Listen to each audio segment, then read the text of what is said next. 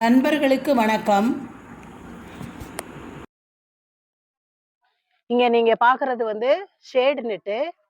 எங்க வீட்டு மாடி தோட்டத்துல பாதி அளவுக்கு ஷேட் நெட் போட்டிருக்கோம். பாதி அளவுக்கு ஷேட் நெட் இல்ல. ஒரு பக்கம் திராட்சை கொடிக்காக பந்தல் போட்டிருக்கோம். இத பத்தி எல்லாம் இன்னைக்கு விளக்கமா பார்ப்போம். ஷேட் நெட் தேவையா, தேவை இல்லையா அப்படிங்கிறத பத்தி இப்ப நாம விளக்கமா பார்க்கலாம். இப்ப ஷேட் நெட்டுக்கு உள்ள வந்துட்டோங்க. இந்த ஷேட் நெட் பாருங்க, ஒரு 400 சதுர அடியில ஷேட் நெட் போட்டிருக்கோம். இதனால நன்மைகளும் இருக்கு, சில தீமைகள் கிடையாது. குறைபாடுகளும் இருக்க தான் செய்யுது. நாங்க ஏன் ஷேட் நெட் போட்டோம் அப்படின்னாக்கா, எங்க தோட்டம் இருக்கிற இடம் திருச்சியில காஜாமலை. உங்களுக்கெல்லாம் அடிக்கடி சொல்லியிருக்கோம் நாங்க. காஜாமலை எப்படி இருக்கும் அப்படின்ட்டு. இந்த பாறைங்க, இங்க பாருங்க.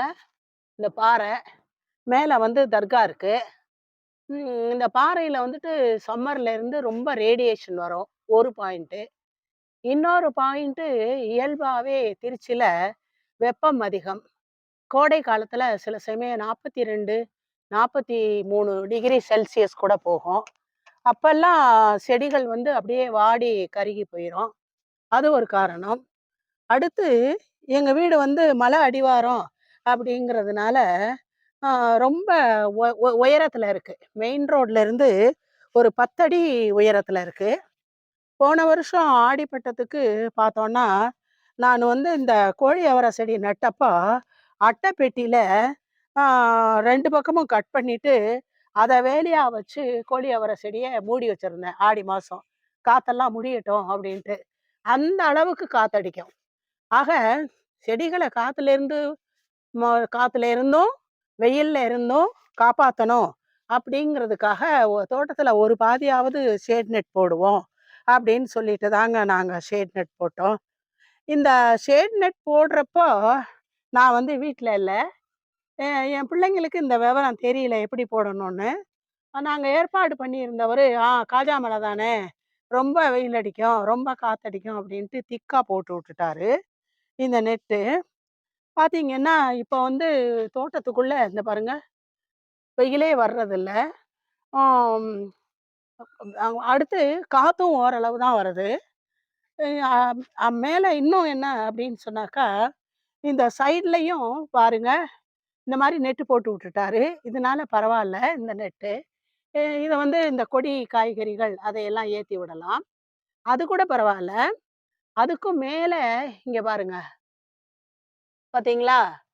இந்த அரைவட்ட வடிவுல இந்த திக்கு நெட்டை போட்டு, அந்த வளைவான டூம் மாதிரி இருக்க ரூஃபுக்கும் கீழே இருக்கிற நெட்டுக்கும் இடையில இருக்கிற இடத்த, இந்த இடம் பாருங்க, அதை அதையும் மூடி வச்சுட்டாங்க.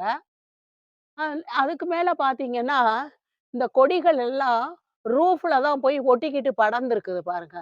அதையும் பாருங்க. அங்க காய் கூட இருக்கு. ஒரு இந்த காய் என்னது, மெழுகு பீர்க்கன் கூட இருக்கு.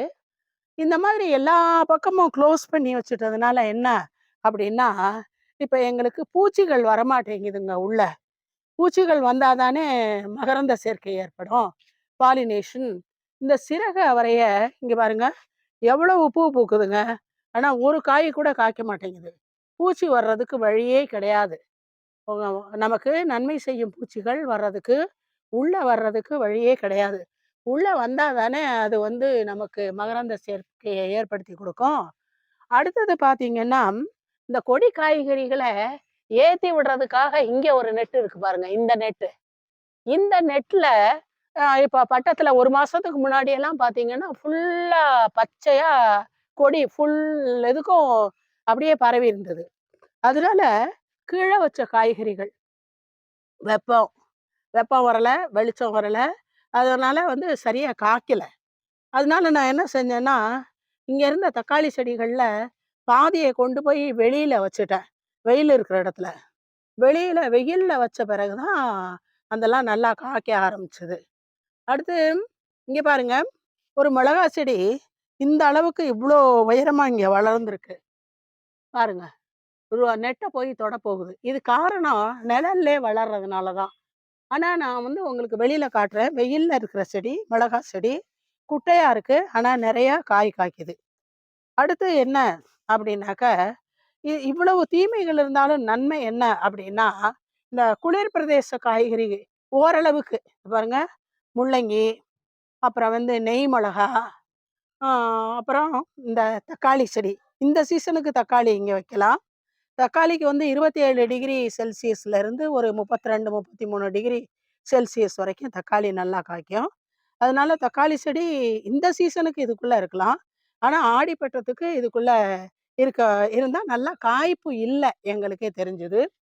இங்க பாருங்க இந்த ஒரு பக்கம் சைடுல அ லெட் லேசா நெட்டு இருக்கிற பக்கமா இருந்து சூரிய வெளிச்சம் எவ்வளோ நல்லா முள்ளங்கி செடி மேல படுது பாருங்க. ஆனா, இந்த நெட் இருக்க பக்கமா சூரிய வெளிச்சம் அவ்வளவா வரல தோட்டத்துக்குள்ள. நீங்களே பார்ப்பீங்க. இந்த தக்காளி செடி, ஆம் இந்த வல்லார செடிக்கெல்லாம் பாருங்க இருட்டுல இருக்கிற மாதிரி இருக்கு. ஆக இத இவ்வளவும் நாம பார்க்கும் பொழுது என்ன அப்படின்னா, நெட்டுனால நமக்கு ஒரு சமயம் நன்மை இருக்கு.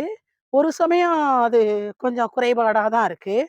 அதனால நாங்க என்ன செஞ்சோம்னா, இந்த பாருங்க இந்த நெட்டைய போட்ட நெட்டையே கொஞ்சம் கழட்டி, சுருட்டி இப்படி மடக்கி வச்சுட்டோம்.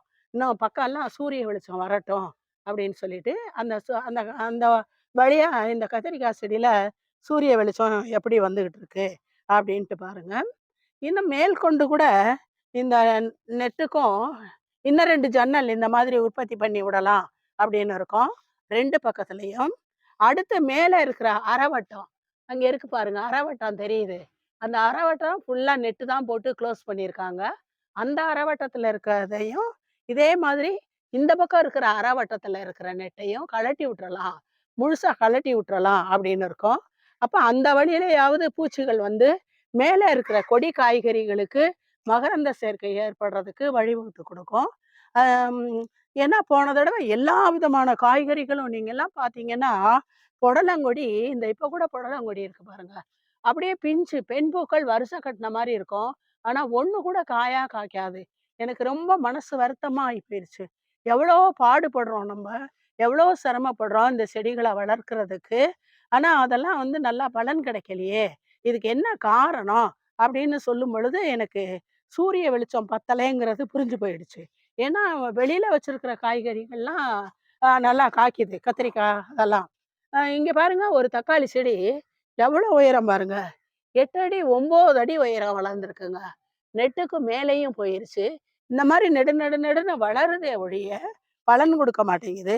ஆனா இதுலயும் ஒரு நன்மை இருக்கு. குளிர் பிரதேச காய்கறிகள். அடுத்து வந்துட்டு இந்த கீரை வகைகள். இங்க பாருங்க இந்த கீரை. இந்த கீரை, வல்லாரக்கீரை, மணத்தக்காளி கீரை, இங்க வந்துட்டு பாலக்கீரை இருக்கு பாருங்க. பாலக்கீரை, பொன்னாங்கண்ணி கீரை. இந்த மாதிரி கீரை வகைகள்லாம் பொன்னாங்கண்ணி கீரை இருக்கு. அதிலேயே காணாவாழையும் இருக்கு பாருங்க. இந்த மாரி கீரை வகைகள்லாம் நல்லா வளருதுங்க. இதுல இந்த சீசன்ல அதாவது இந்த ஏப்ரல் மேல இன்னுமே கூட கொஞ்சம் நல்லா வளரும் அப்படின்னு நினைக்கிறோம்.